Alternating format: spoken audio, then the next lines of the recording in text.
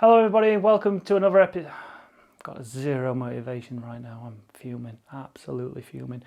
Hello everybody, welcome to another episode of Grace Brown Cycling News Show on YouTube. Terms and conditions apply, don't sue me, this is purely entertainment, not factually correct. Didn't want to start today's show like this, but here we are, this is what has to happen. We will be starting court proceedings very soon against a professional cyclist who I feel has been bang out of order. What's all this about?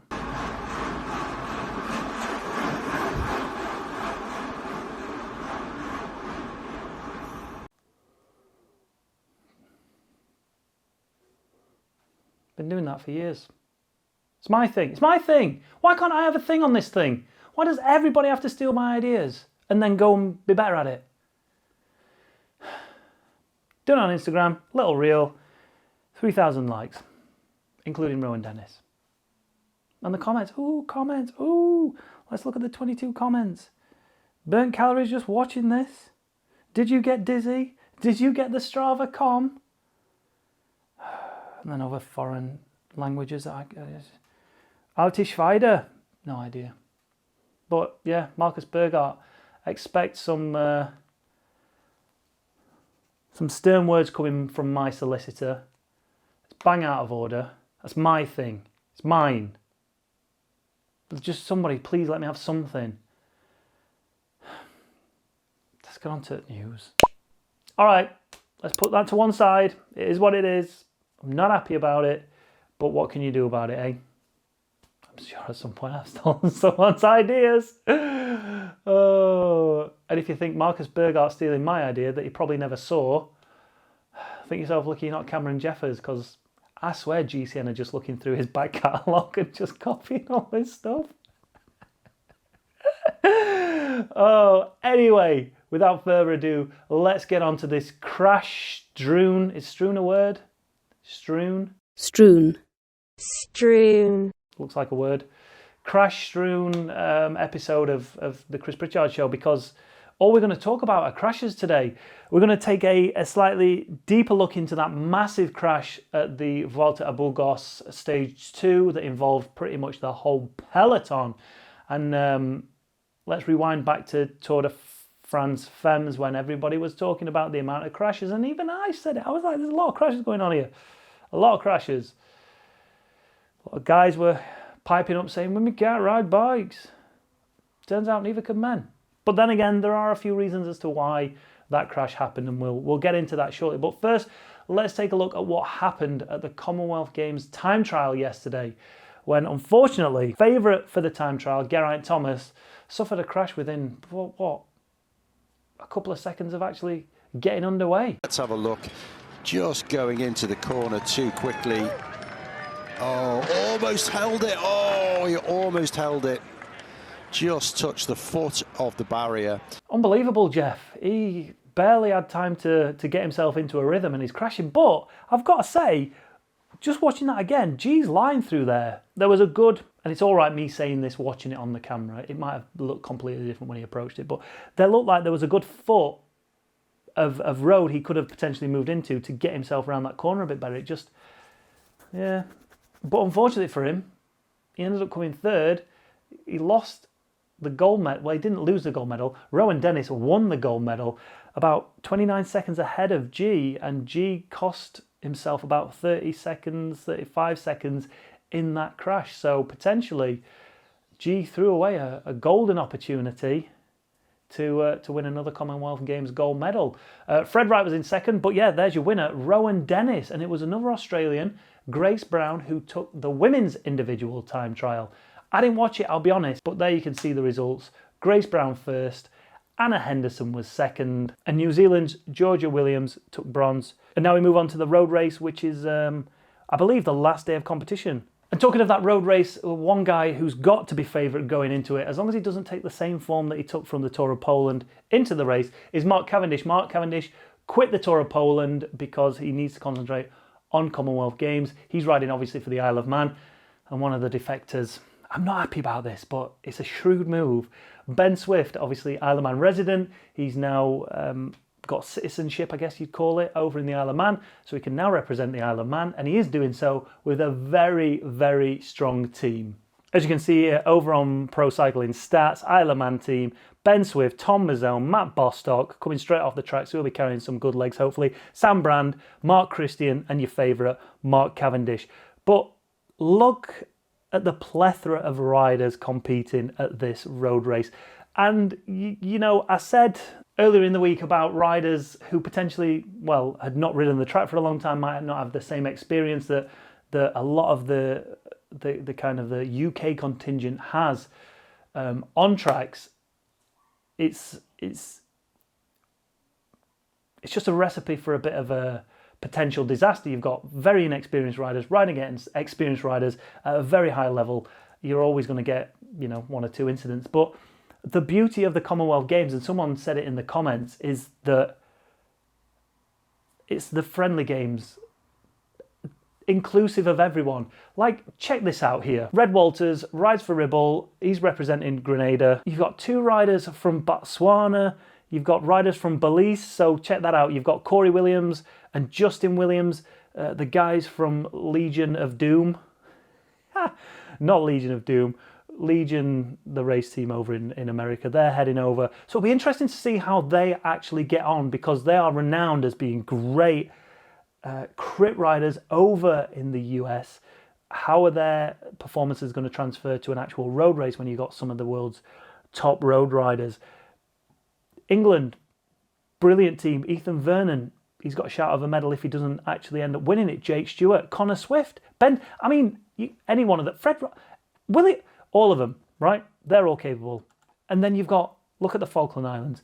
You've got Jim Horton. Massive respect to Jim Horton. Check out his Pro Cycling Stats. Right, he's done nothing. But the beauty of that is the fact that he is going to be lining up with the likes of Mark Cavendish, Ben Swift, Connor Swift, Fred Wright, riders who potentially, well, Swifty was at the Giro. Cavendish didn't get selected for the Tour, but he could have easily been there. Fred Wright was at the Tour, if I remember rightly. And you've got Jim Horton. Head over to his Instagram. No disrespect to him, he's probably beyond my ability.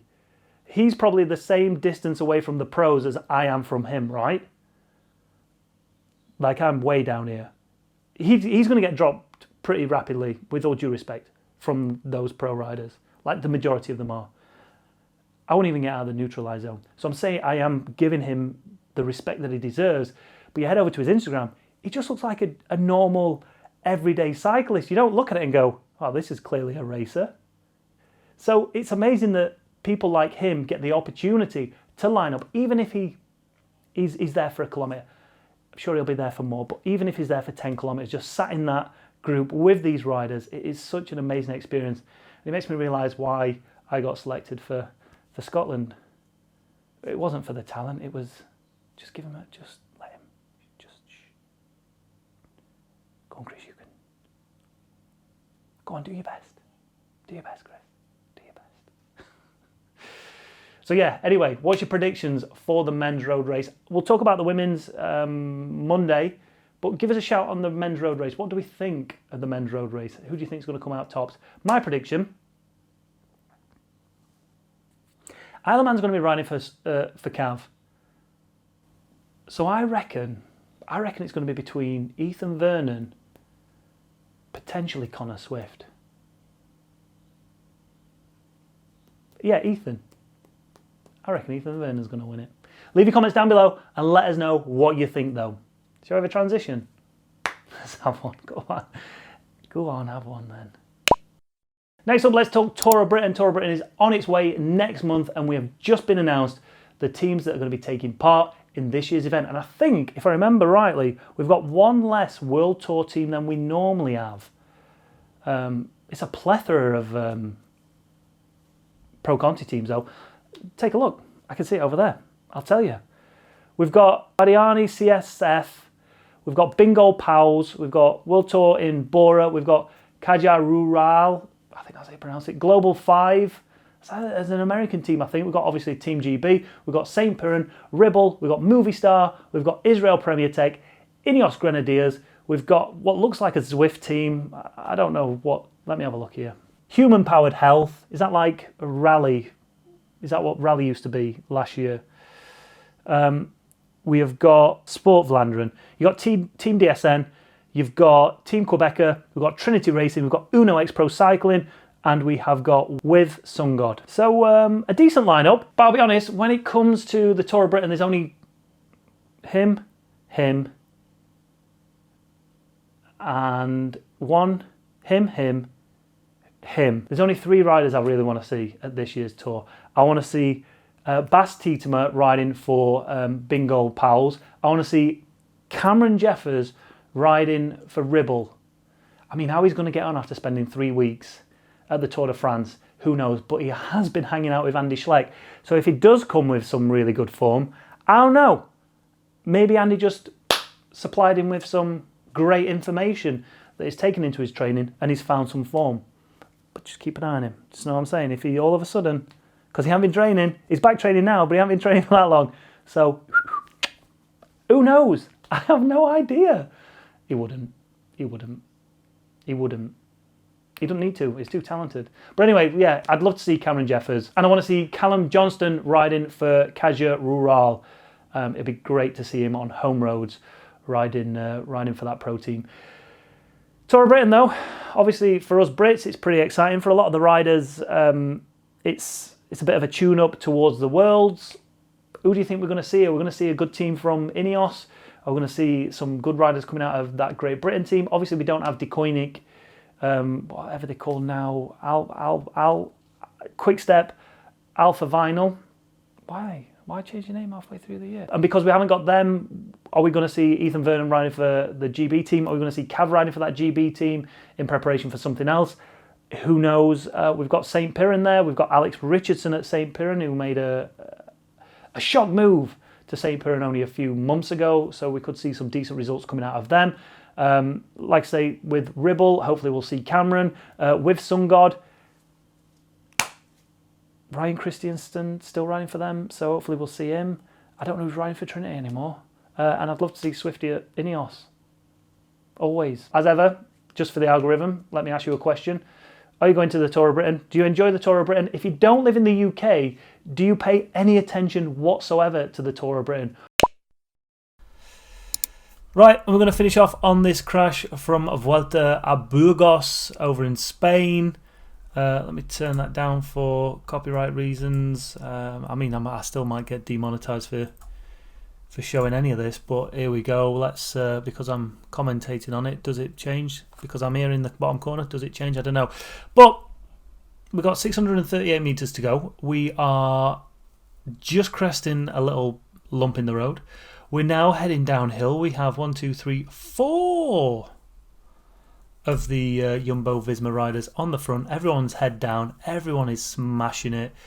You've got Quickstep, Alpha Vinyl. I mean, I don't even get to tell you how many people are in this lineup or anything like that. Before the third rider in that string.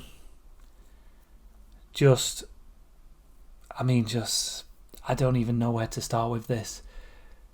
Just absolutely wipes out the whole field. How everyone managed to get away with it as lightly as possible, I'll never know. But there was a lot of shit talking, shall we say, in the press about the way these guys celebrated the win. Listen, they didn't know what happened.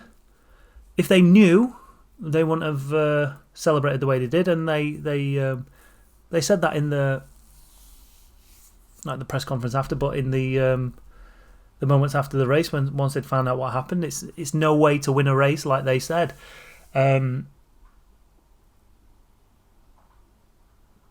But how the third rider in the string managed to crash, yet the fourth rider didn't, was beyond amazing. That's the sprinter that's on the floor there. Come on, you tell me and I'll tell you. So this is the rider you need to be looking for. The speed bump's coming up. Down here, you can just see someone with a red flag. That, with all due respect, that ain't good enough. I think there's what's this here? Is that a sign or a put? Can't really tell. It looks like a sign, but it's not really facing that way. So before that, there's no real. I mean, it's going to tell you in the road book. It'll definitely tell you in the road book what is there. It's got to. If it done, that's some serious malpractice from the organisers in the UCI. But all you've got there is a guy with a red flag. Now, bearing in mind, again, if we go from that, not the advert. I mean, this shot here at 700 metres to go. One rider with their head down. Two riders with their head down. Trek Segafredo rider had his head down. Three riders with their head down. Four riders with their head down. They're not thinking exactly what's happening in front of them. They're thinking about trying to smash it as much as possible. Now, the front rider does give the old elbows out. But before they've even realised what he's done,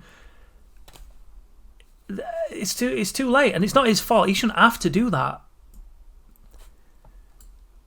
But you can see the carnage it causes from the third rider in the string here. Up, over, down. Fourth rider gets away with it, but everyone just slams the brakes on, and the DeCoinnick riders end up taking each other out. They just panic because, shit, boom, straight into the back of him. I mean, he had nowhere else to go. And then that's when all hell breaks loose, and you've got riders smashing into the barriers left, right, and centre. The Citroën AG2R rider took a massive impact there on the bottom. You wouldn't class it as a racing incident, but when you put a speed bump at the bottom of a hill or the bottom of a drag down within 500 metres to go of a finish line, what do you expect? That could have easily been avoided. So, there you can see this guy with the sign here. That's actually an inverted sign. That doesn't even say speed bump. That says there's an inversion in the road. It goes in and out. Mate, he should be up here somewhere. He should be near where the motorbikes are, right at the back. See, here. He should be about here. Not right on here, because it's too late then, mate. And this guy over on the other side with his little yellow flag, mate, you need to be calling this shit out. Coming down at that speed, 70, 75k an hour. What? Mate. That little girl nearly got injured at the side of the track as well. That shouldn't be happening. Serious repercussions should be had for that one. People could have died. I don't want to see this ad. Oh, let's see that bit at the end there. He's bust his collarbone. 100%. Old Gonzalez, he's broke his collarbone. I mean, his legs look great, but that's not gonna help him sleep at night, is it? Great arms, yeah, as well, yeah. Really dark, really tanned. Looks nice. But then there you go. That was the race over and done with, really, for that stage. And the Jumbo Visma boys came on first, second, and third, and they must have thought that they were on the form of their lives.